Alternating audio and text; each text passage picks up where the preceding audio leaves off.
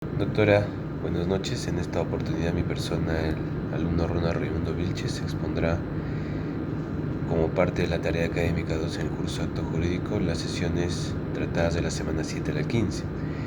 En ese sentido, empezaré por el tema de la representación, un tema muy interesante del que habla sobre cómo nosotros o las empresas, persona natural o jurídica, pueden delegar ciertas responsabilidades o atributos a un representado.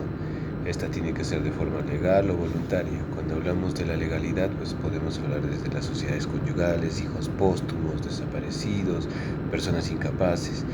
Y cuando hablamos de la voluntariedad, pues hablamos de representaciones directas o indirectas, ¿no? Este tiene que ser un hecho voluntario, lógicamente no tiene que, es la manifestación de las partes, tiene que ir en mayor parte del quien va a otorgar la representación y tiene que ser de manera voluntaria, necesariamente.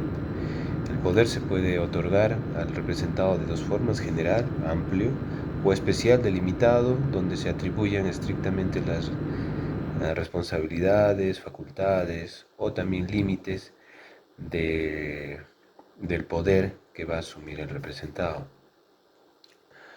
También hablamos sobre la interpretación del acto jurídico, un tema interesante que particularmente le añado cierta cuota de subjetivismo, porque la interpretación a veces es eso, ¿no?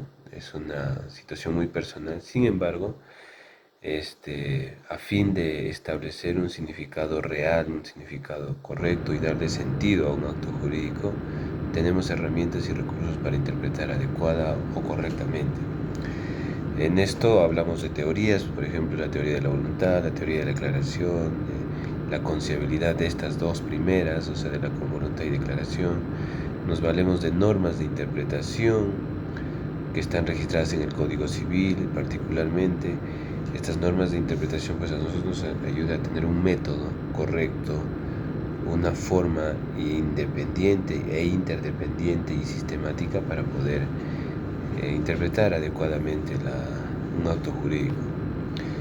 Luego hablamos sobre las modalidades, un tema que se recordó bastante por las tres formas o modalidades del acto jurídico: el cargo, la condición y el plazo, ¿no? Entonces estas modalidades surgen o vienen a ser instrumentos o recursos adicionales a un acto jurídico.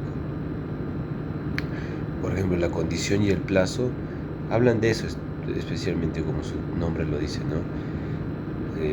En tanto tiempo de vender la casa, por ejemplo, ya se exoneran de ciertos tributos.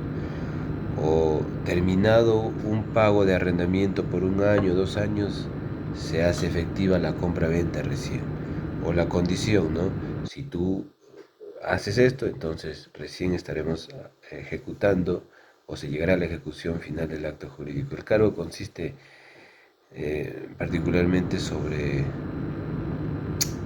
hechos ilícitos que deben prohibirse.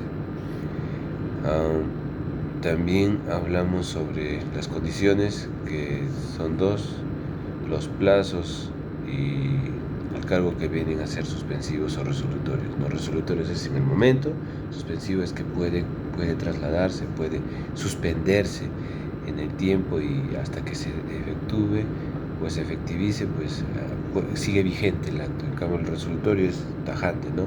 Se hace una compra-venta y ahí concluye todo. Me das el dinero, te hago la compra-venta del automóvil y ahí se cierra el asunto.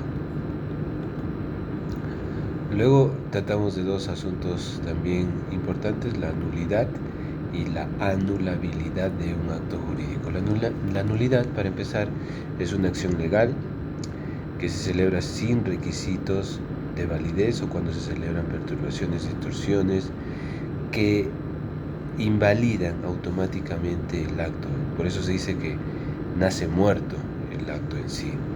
La anulabilidad, casi por la misma línea, se valida por algunos asuntos o vicios en la conformación del documento, del acto jurídico. Es importante en este caso poder estar atentos para poder saber cuándo un documento, un acto jurídico es anulable. Las causales de la nulidad, bueno, lo hemos repasado, son sus nombres también, nos van a ayudar a reconocerlos. Una es por ley, o sea, causales, la ley ya lo determina y ya no hay vuelta que dar.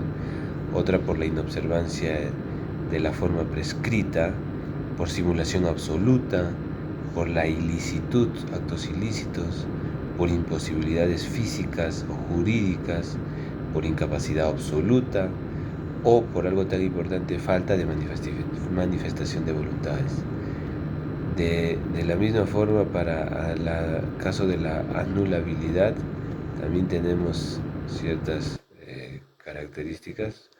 Voy a tratar de, causales. Cuando hablamos de fisios, cuando hablamos de incapacidad relativa, de simulación relativa, por ley escrito también. Pero, sin embargo, la anulabilidad tiene que ver con sentencias que se pueden declarar, ¿no? O sea, se lleva a un proceso y esto se efectiviza por medio de una sentencia.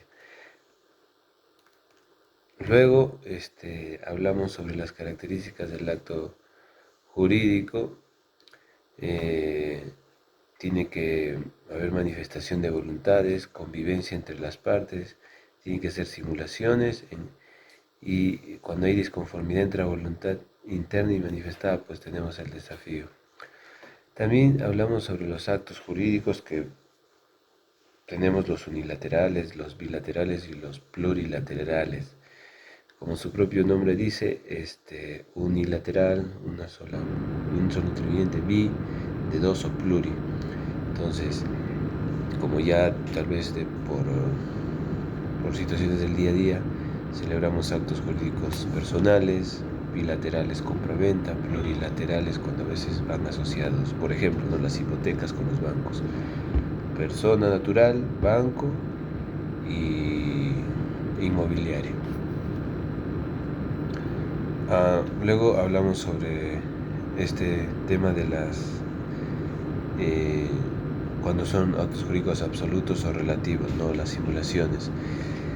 En la absoluta, pues, es la falta de causa, y en la relativa estamos hablando de efectos verdaderos que pueden ser aparentes contratos. Entonces, en los absolutos no hay mucha vuelta a quedar, sin embargo en los relativos todavía tenemos la opción de indagar, absolver un poquito más, ¿no? Por eso estábamos hablando de algunos ejemplos, como cuando se venden unas viviendas por bienes raíces, o cuando a veces un señor tiene 3 hijos extramatrimonialmente, entonces todavía se simula eso en el tiempo. De hecho, los temas finales que que quisiera subrayar son los actos de nulidad y anulabilidad, que vienen a proteger cuando hay vicios o cuando hay a veces actos de mala fe, o cuando también hay a veces, ¿no? Se prestan algunos para poder efectuar daño a las personas o a los terceros. Eso quisiera compartir y agregar en términos de la tarea académica número 2. Gracias.